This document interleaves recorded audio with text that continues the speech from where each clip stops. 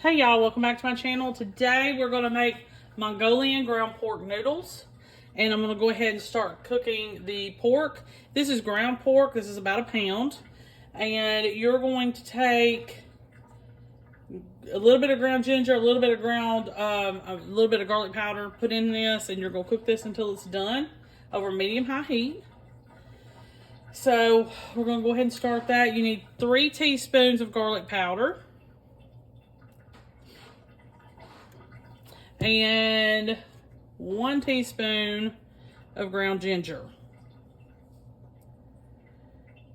Okay, and I'm going to go ahead and get the noodles ready and everything. You're going to cook some spaghetti. You need about 1 pound's worth. And this is going to be real quick. Should be real quick recipe. You just need to continue to brown this, and then we're going to add a few other things to it. It'll actually be ready to add to the noodles once they get done. So let me get this cooked and I'll be right back. Okay, y'all. So this pork is finished, and now we're going to add some things to it to kind of make it more like a glaze type thing. So we're going to go ahead and add 1/2 cup of brown sugar.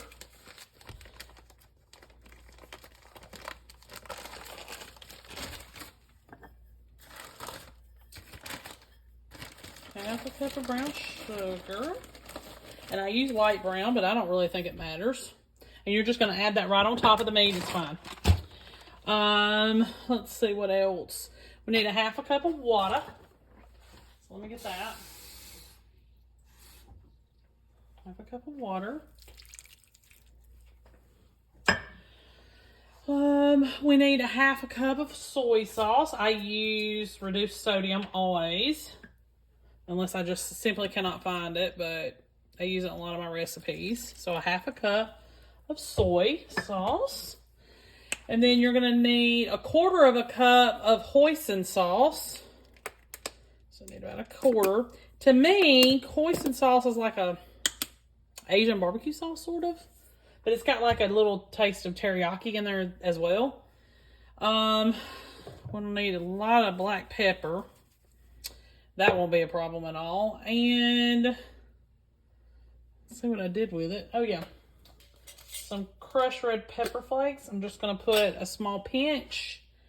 But the recipe calls for about 1/2 teaspoon. So I'm just going to do a small little pinch for my family. But you can do however much you want. Really, it's not going to matter. You want it spicier, then by all means add more. So I'm going to stir this up, and I didn't drain it. There was virtually no fat, so I'm not really concerned about that.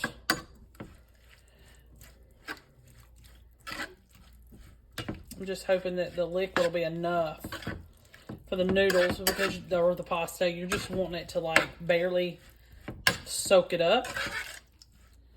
Okay. And then I'm going to make a little bit of a slurry because I want this to thicken.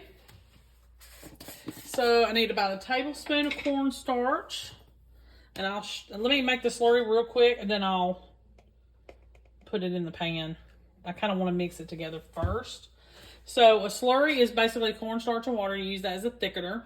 And you just need a tablespoon of cornstarch and about 2 tablespoons of water. And you just stick it in a bowl like this. And you're just going to stir it real quick.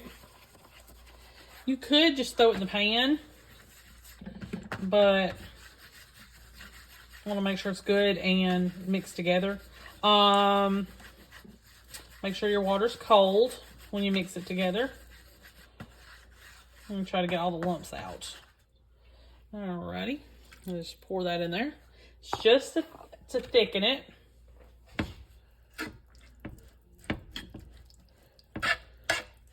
All right.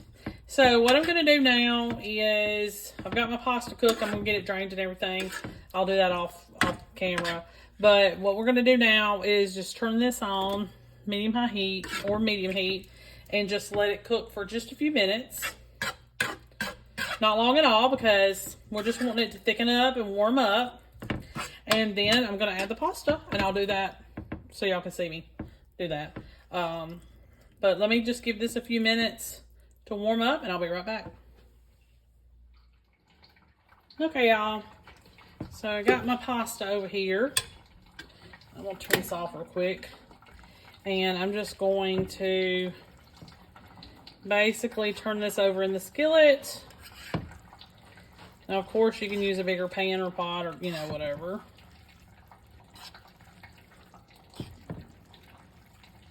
And as it sits, it's going to soak up your sauce, glaze, whatever you want to call it.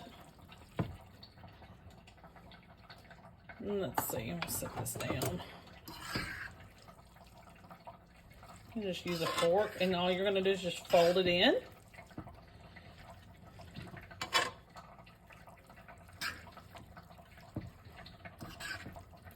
And, oops, you basically have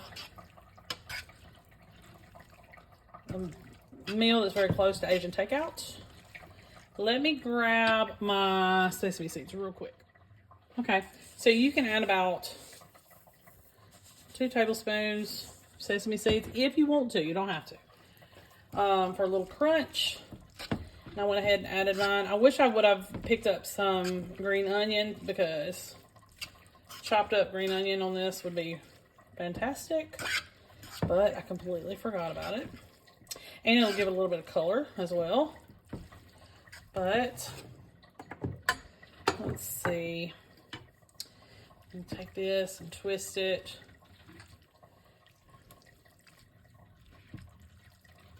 So you're just wanting your pasta to just kind of soak up that liquid.